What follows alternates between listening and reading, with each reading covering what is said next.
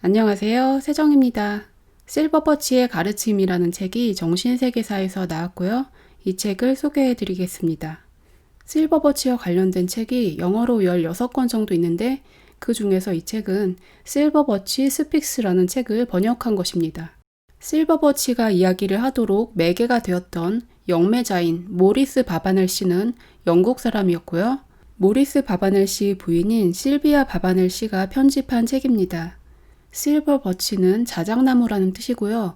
이 영혼의 원래 이름이 아니고 별명입니다. 이 영이 3000년 전에 아메리카 원주민 인디언으로 살았던 적이 있다고 하고요. 영계에 있는 고급령들은 지상에 환생하지 않고 그곳에서 계속 인간들을 내려다보며 돕고 있다고 합니다. 천상의 영이 지구에 있는 인간, 영매를 통해서 교류한다는 것은 그 사람의 오라와 연결해서 이야기를 하는 것인데요. 오라라는 것은 우리 몸을 둘러싼 보이지 않는 에너지장이잖아요.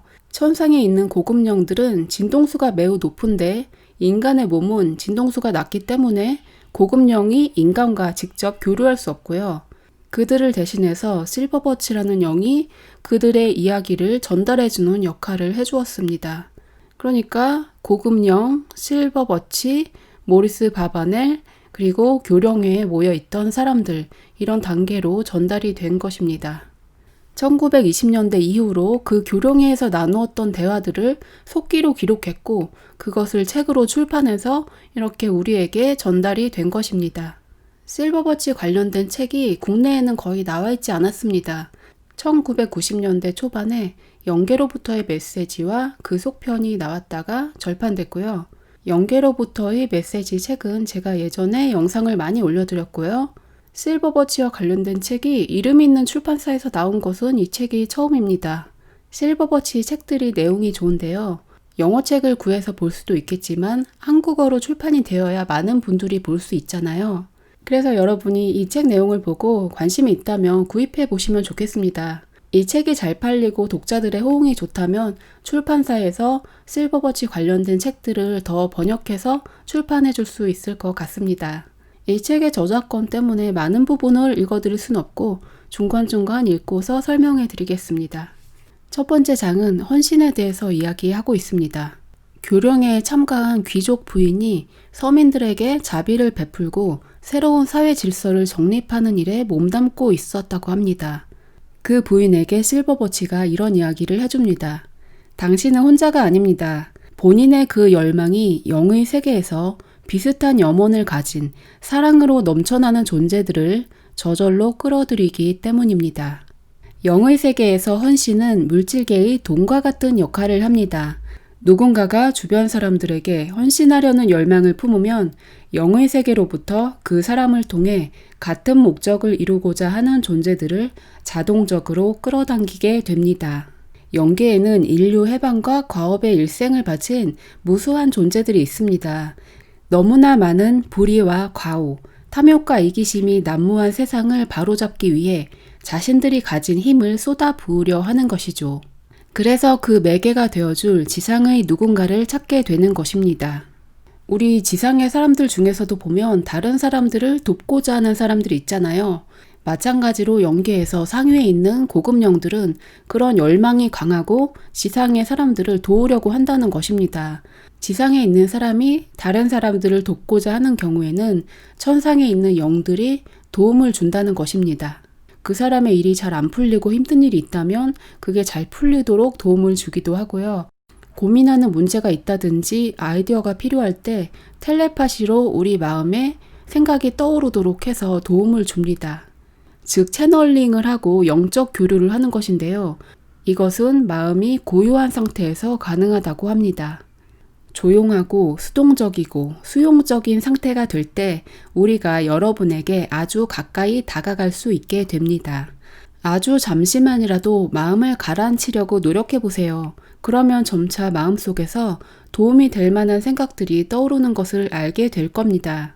여러분을 사랑하는 영들이 자신의 오라를 여러분의 오라와 합칠 수 있게 되면 점점 더 큰 영감이 떠오르는 것을 느끼게 됩니다. 당신의 주변을 얼마나 많은 사랑이 감싸고 있는지 전할 수만 있다면 참 좋겠군요. 이 부분은 저도 개인적으로 공감을 많이 하고 있습니다. 제가 글을 쓰거나 영상을 찍거나 이런 것들도 영적인 도움을 좀 받아서 합니다. 우리나라에서는 영적인 도움이라고 하면 무속인? 귀신? 그런 거 더러운 거 아니야? 이런 생각하는 분들이 많은데요. 우리 자신도 영혼이고요. 우리의 돌아가신 조상님들도 영으로 존재하고 있고, 나는 영 같은 거 믿지 않아. 죽으면 끝이라고 생각해. 그런 사람들도 수호령을 비롯해서 여러 영들이 돌봐주고 도움을 받고 있습니다.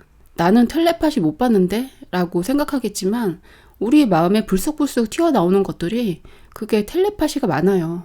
우리의 영은 꽉 막힌 게 아니고 라디오처럼 주변의 전파를 수신하는 것입니다.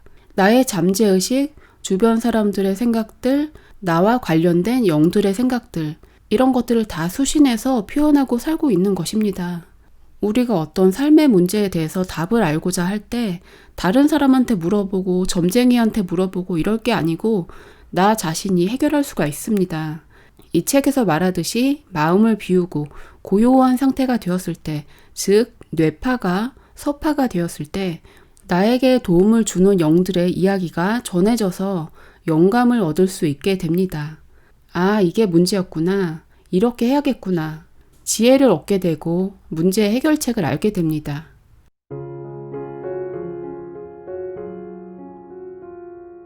또 다른 참석자는 출판인이었다.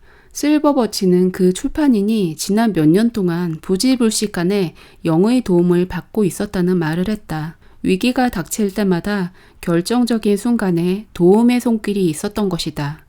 그리고 그의 출판 일은 단순한 돈벌이가 아닌 신성한 계획의 일부였다는 말도 했다. 그의 동기가 참으로 고결했기에 그 어떠한 장애물도 가로막을 수 없었다는 것이다. 실버버치는 말했다. 지친 사람들이 많이 보입니다. 육체적, 정신적, 영적으로 속박된 사람들이 너무나 많습니다. 저를 비롯한 많은 영들이 그들을 자유롭게 해방시키기 위해 도움을 주려 하고 있습니다. 당신은 지금 마음속의 구상을 실현할 좋은 기회를 맞고 있어요.